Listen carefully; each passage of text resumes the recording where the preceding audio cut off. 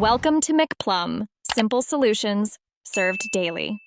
In this video, I will explain how to play Brothers in Arms effectively as a solo player. The core of this game is the find, fix, flank, finish military tactic.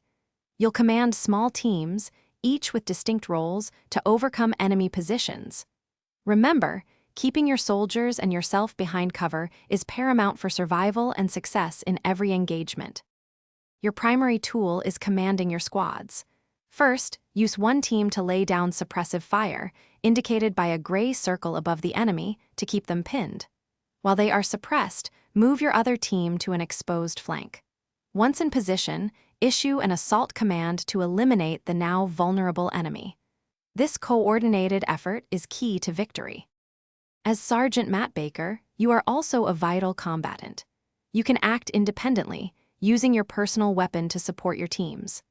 A rifle, like the K98, is excellent for sniping distant enemies or picking off targets your squads have suppressed.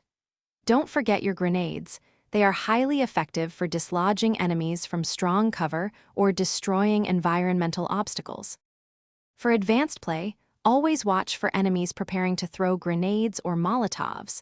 Eliminate them quickly to prevent area damage.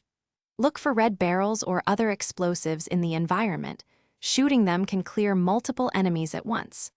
Regularly use your tactical map to survey the battlefield, identify enemy positions, and plan your next move, ensuring you always have the upper hand. Thanks for watching, stay juicy, and subscribe.